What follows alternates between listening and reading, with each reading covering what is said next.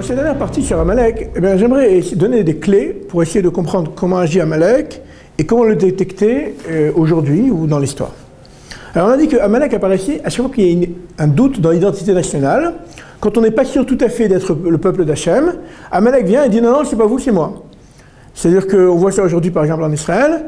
On a des gens en Israël, même qui sont placés, qui disent oui, mais finalement, peut-être que c'est pas nous, la terre d'Israël, l'histoire. Alors ils viennent dire non, non, c'est nous les habitants originels de la terre, vous venez d'Europe, repartez là-bas.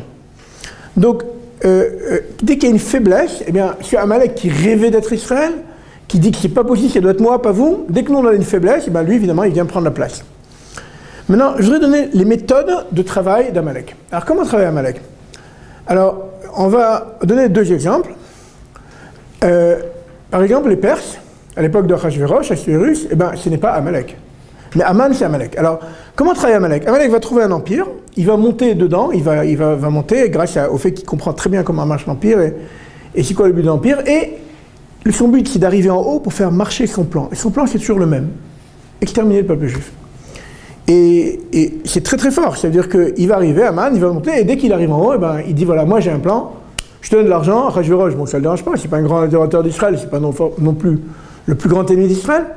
Et il dit bon d'accord, moi je te me donne de l'argent, je te donne les juifs. Et c'était le but de Haman, depuis le début. Et on voit la même chose chez les Allemands, avec les nazis. Pas tous les Allemands sont nazis. Okay, pas tous les Allemands sont nazis, et pas toute l'Europe est nazie. Bon, c'est pas non plus des anges, mais c'est pas tous des nazis. Mais les nazis sont bémètes des nazis.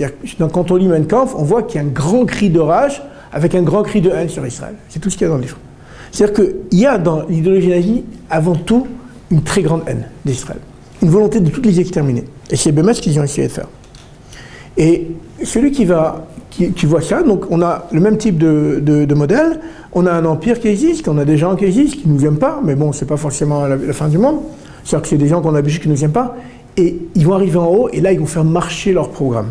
Okay, celui qui a lu la charte du Hamas, eh bien, il va voir que dedans, on parle d'exterminer tout Israël. Okay, c'est pas quelque chose qui dit ouais, on va juste s'occuper des Juifs en Israël. Non, non, ils en parlent. Donc, il y a aujourd'hui, même en Israël, on peut voir le même type de gens, okay, d'ennemis d'Israël, qui ont un but qui n'est pas un but seulement, qui est un but territorial, c'est juste une excuse. Quelque chose de beaucoup plus profond. Et donc, on peut voir qu'on a affaire à ces gens-là. Encore une fois, évidemment, pas tous les Arabes, c'est Amalek, mais il y a parmi les Arabes, évidemment, aujourd'hui, des gens qui veulent notre fin et qui agissent exactement dans les mêmes phrases, dans la même haine et la même détermination et obstination que Amalek. Donc, c'est quelque chose qui peut nous aider aujourd'hui à comprendre à qui on a affaire et donc la manière dont on va gérer aussi avec ce type d'ennemis, qui ne sont pas des ennemis ordinaires. Voilà.